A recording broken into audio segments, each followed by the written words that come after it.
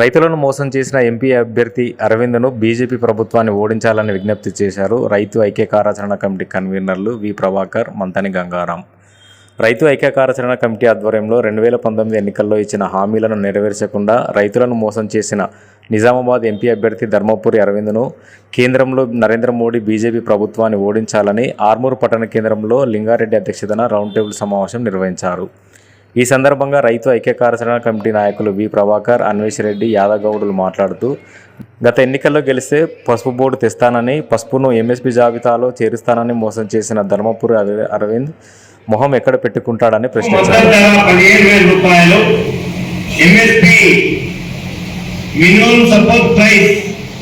జాబితాలో చేరుస్తానని 100 రూపాయల bond paper పైన రాసిచ్చిన అరవింద్ని ఓడించదాము అని చెప్పేసి అయితే మనం ఏకగ్రీవంగా తీర్మానం చేసుకుందాము అని ఒక ప్రశ్న పెడుతున్నాను.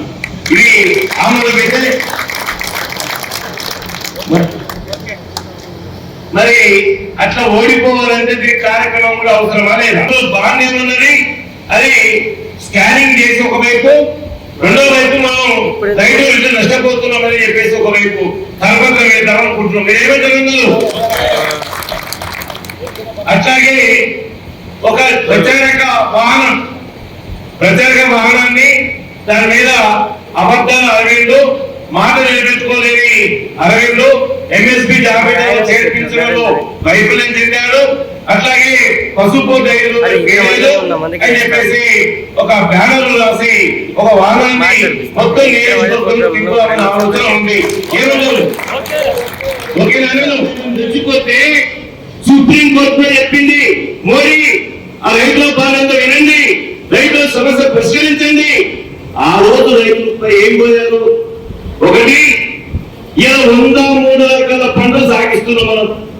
103 రకాలు వ్యవసాయ పంటల్లో దాంట్లో 23 పంటలు మాత్రమే ఎంఎస్పీ మద్దతు ధరలు ఉన్నాయి.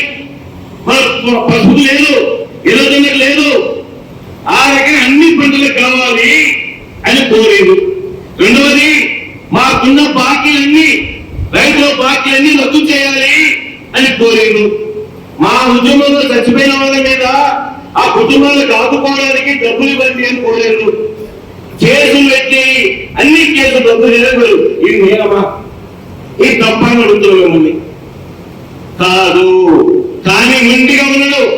ఈ లోపు ఒక 3-4 రాష్ట్రాల్లో ఓట్లు వచ్చినాయి.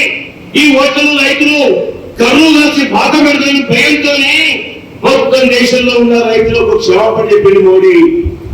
తప్పైంది, మీకు చెప్పిన అన్ని హామీల్ని నెరవేరుస్తా అని నోటి మాట కాదన్నా కాగితం మీద ఈ గుండుగారు రాసిచ్చిన బాండ్ పేపర్ ఉంది కదా, ఆ బాండ్ పేపర్ దగ్గరే ఆ మోడీ గారు రాసిచ్చింది. బహిరంగ సభలో నేను స్వామినాథన్ కమిషన్ ధరని సిఫారసుని అమలు చేసి రైతులు లక్షాధికారి చేస్తా, 200 లాభం తీసుకొచ్చి పెడతా అని మాట ఇచ్చిండు. ఇచ్చిందా అంటున్నా, అమలు చేసిందా అంటున్నా. అమలు చేయకపోతే 250 రైతు సంఘాలు ఒక మూతి మీదకి వచ్చి ఢిల్లీలో ధర్నా చేస్తారంటే ఢిల్లీకి రానికపోతే అదే రోడ్డు మీద కూర్చున్నారు. 13 నెలలు కరోనా, రెండవ దఫ జరిగిన కరోనాలో కనీసం మాస్కులు పెట్టి పంటకు అంగి తోటి కొనుక్కుందామంటే చేపలు పోతాం. చేపలు అయిన తర్వాత ధర నువ్వు చెప్తావా, వాళ్ళు చెప్తారా? చేపలు చెప్తారు కదా, చేపలు ఎట్లా చెప్తాడు? కార్మికుడికి ఇచ్చిన జీతం ఎంత, కరెంటుకి ఇంత, అడ్వర్టైజ్మెంట్కి ఇంత, అన్ని కలిపితే ఒక దోపికి 200 కలిస్తే వడ్డీ 60, అన్ని కలిస్తే 300. నేను ధర పెడితే లాభమై ధర నిర్ణయిస్తాడు. అంతే కదా, అంతకన్నా ఎక్కువ లేదు కదా. అంతేకాదు, ఒక మొక్కజొన్న, పచ్చి మొక్కజొన్న తోట ఎదురైనా 5,000, 10,000 గుర్త కలిగితే వాటిని ధర అడుగుతారా? నువ్వు చెప్తావా? నువ్వు చెప్తావు కానీ వాడు చెప్పిన ధరకే మనం ఇస్తాం. దళాలు ఏదైతే వస్తాడో దళాలు గారికి వాడు చెప్పిన ధరకే మనం మనమే ఇస్తాం. మనకు పచ్చి మొక్కజొన్న కంకి తినాలని చెప్పి రోడ్డు మీద పోతే దాన్ని నువ్వు చెప్తావు, వాడు చెప్తారా?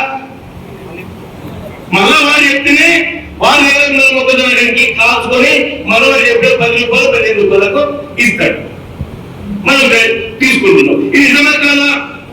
మరి వ్యాపారి నీ దగ్గర పండిన మొక్కజొన్న కంకి కొనడానికేమో వాడు చెప్పిందండి, మనం కొనుక్కుందామంటే మళ్ళా వాడు చెప్పిందండి.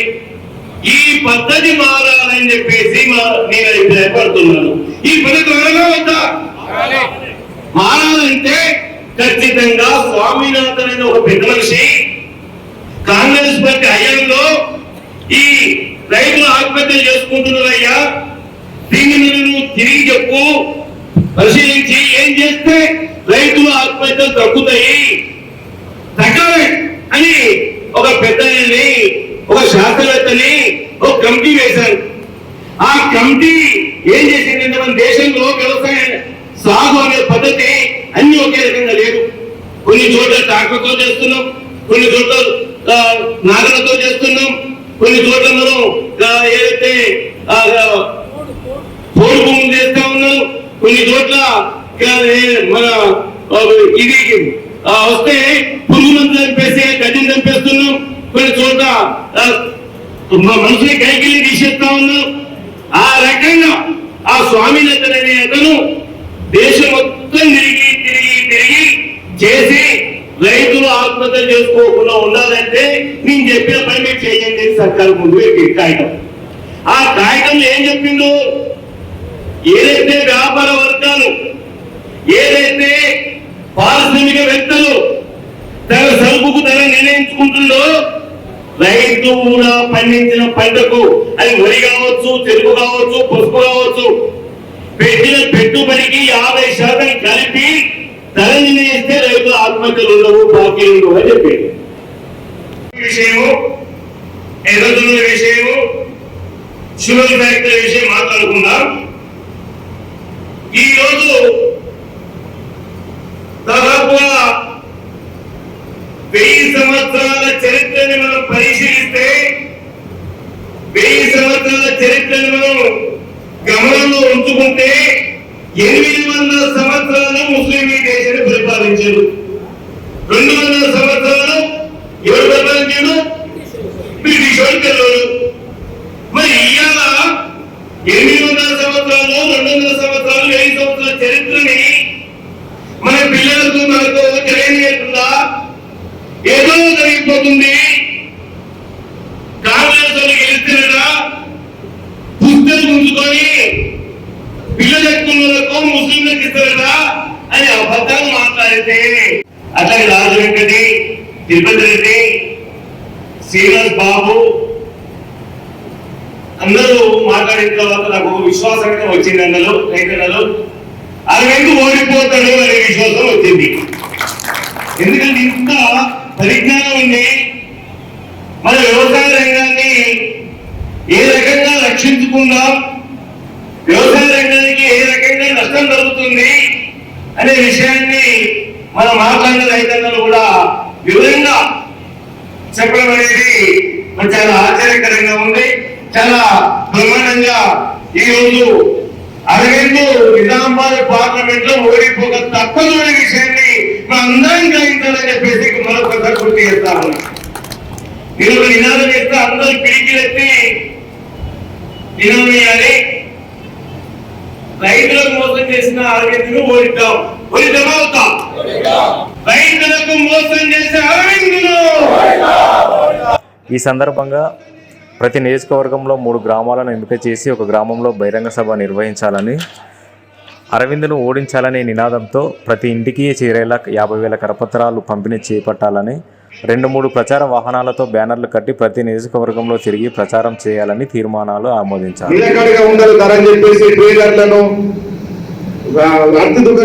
అందరు కలిసి మాట్లాడి దాన్ని గట్టి వేయడం వల్ల అదే ధర నిలకడ ఉంది, చివరి కొంచెం పెరుగుతూ వచ్చేది. కానీ దానికి అరవిందుకు ఎలాంటి సంబంధం లేదు. ఇప్పుడు మన కార్యక్రమం యొక్క ముఖ్య ఉద్దేశం ఏంటి అంటే, అరవింద్ ఏదైతే అబద్ధాలాడి అధికారంలోకి వచ్చిండో, అరవింద్ చేసిన మోసాన్ని ఇవాళ మనం గ్రామాలలో ఎండగట్టాల్సిన అవసరం ఉంది. ఆ రోజు కవితలు ఏ రకంగా అయితే మనం నిలదీసి నినాదించి ఆ సమావేశంలో కమిటీ నాయకులు దేగం యాదగౌడ్, మంతని గంగారాం, జగిత్యాల రైతు నాయకులు తిరుపతి రెడ్డి, రాజారెడ్డి, శ్రీనివాస్, కుల్దని వెంకటేష్ గౌడ్, దేవేందర్ గౌడ్, మోహన్ రెడ్డి, సారా సురేష్, కిషన్, అశోక్, నరేందర్, అనీష్, అనిల్, మమత, కిషోర్, లింబాద్రి, కిషోర్, ప్రవీణ్, తక్కరి గంగాధర్, వి అశోక్, మల్లారెడ్డి, రాజ్, వెంకట్, రవీష్, శివకుమార్లతో పాటు 5 శాసన